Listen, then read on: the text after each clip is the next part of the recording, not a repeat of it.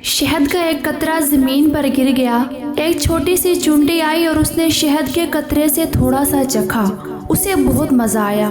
اس نے کسی کام کے لیے جانا تھا۔ جب وہ جانے لگی تو شہد کا مزہ اس کے منہ میں مزید پانی لانے کا سبب بنا اور اس کا منہ بھر آیا۔ کیا زبردست اور مزیدار شہد ہے، کتنا میٹھا ہے، اور آج تک میں نے ایسا شہد نہیں کھایا۔ وہ واپس آئی اور شہد میں سے تھوڑا سا اور چکھ لیا۔ اس نے دوبارہ جانے کا ارادہ کیا، مگر اس نے محسوس کیا کہ یہ تھوڑا سا شہد کھانا کافی نہیں ہے، اسے اور کھانا چاہیے۔ وہ رکی اور اس مرتبہ وہ شہد پر ٹوٹ پڑی تاکہ کم سے کم وقت میں وہ زیادہ سے زیادہ شہد کھا سکے۔ وہ چونٹی شہد میں غوطہ زن ہو گئی اور لطف اندوز ہونے لگی، مگر افسوس کہ وہ شہد سے باہر نہ نکل سکی۔ شہد کی چکنائی کی وجہ سے اس کے پاؤں زمین سے چپک گئے اور اس میں پاؤں ہلانے کی طاقت باقی نہ رہی۔ وہ شہد میں رہ گئی یہاں تک کہ وہ اسی میں ہی مر گئی۔ اس کی لطف اندوزی نے شہد کو ہی اس کی قبر میں تبدیل کر دیا۔ دوستو، ایک دانا کا قول ہے، دنیا شہد کے ایک بہت بڑے قطرے کے سوا کچھ نہیں، بس جو بھی اس قطرے میں سے تھوڑا سا لے گا